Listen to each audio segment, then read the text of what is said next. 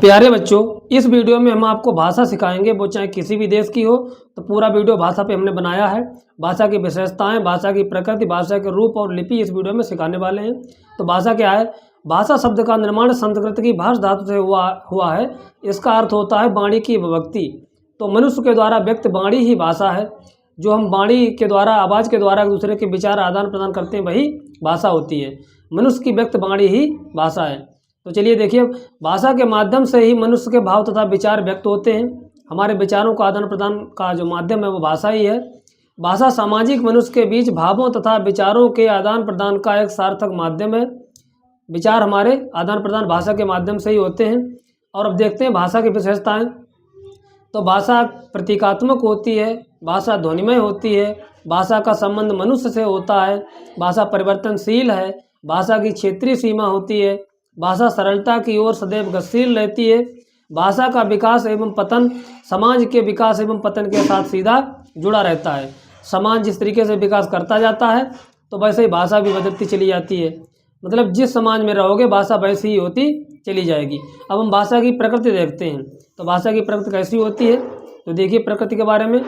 भाषा नदी के जल के समान सदा चलती एवं बहती रहती है। जिस प्रकार नदी कभी ठहरती नहीं है, नदी का जल रुकता नहीं है, उसी प्रकार भाषा भी। जिस प्रकार धरातल के अनुसार नदी अपना स्वरूप ग्रहण कर लेती है, ठीक उसी प्रकार सामाजिक परिस्थितियों के अनुसार भाषा भी अपना स्वरूप ग्रहण कर लेती है। मतलब जिस प्रकार से समाज का विकास होता जाता है, भाषा भी अपना विकास करती जाती है। भाषा के आंतरिक स्वभाव को ही भाषा की प्रकृति कहते हैं। भाषा का जो अपना स्वभाव है वो क्या कहलाता है? वही भाषा की प्रकृति कहलाता है। चलिए अब हम देखते हैं भाषा के रूप। तो भाषा के रूप क्या क्या होते हैं समझिए। प्रत्येक देश में मुख्यतः भाषा के 3 ही रूप हैं। नंबर 1 बोलियां, नंबर 2 परिनिष्ठित भाषा, नंबर 3 राष्ट्रभाषा। चाहे वो किसी देश की भाषा हो, भाषा के यही 3 रूप होते हैं। तो चलिए सबसे पहले यहाँ पर देखते हैं बोलियां। बोलियां क्या होती हैं? तो बोलियां भाषा के जिन रूपों का प्रयोग साधारण जनता अपने समूह या घरों में करती है उसे बोली कहते हैं। भारत में कुल मिलाकर लगभग 650 बोलियां बोली जाती हैं। लगभग 650 बोलियां जो हैं भारत में बोली जाती हैं। इसके बाद अब नंबर 2 पर आ जाइए। परिनिष्ठित भाषा क्या होती है? किसी भी बोली में जब व्याकरण डाल दिया जाता है, मतलब उसको क्रमबद्ध सुव्यवस्थित कर दिया जाए, व्याकरण डाल दिया जाए, अर्थात व्याकरण से परिष्कृत कर दिया जाता है, तब वह परिनिष्ठित भाषा बन जाती है।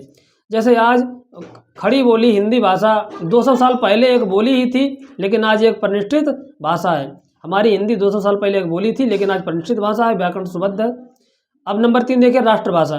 किसी भी देश की परिनिष्ठित भाषा अर्थात व्याकरण से बद्ध भाषा जब व्यापक रूप से बहुसंख्यक जनता द्वारा व्यवहार में ग्रहण कर ली जाए, मतलब उस भाषा को मान लिया जाए, तब आगे चलकर राजनीतिक और सामाजिक शक्ति के आधार पर राष्ट्रभाषा का स्थान कर लेती है। अर्थात वह भाषा जो अधिक से अधिक लोगों द्वारा बोली जाए और उसमें व्याकरण भी हो, तब वह आगे चलकर राष्ट्रभाषा का स्थान ग्रहण कर लेती है।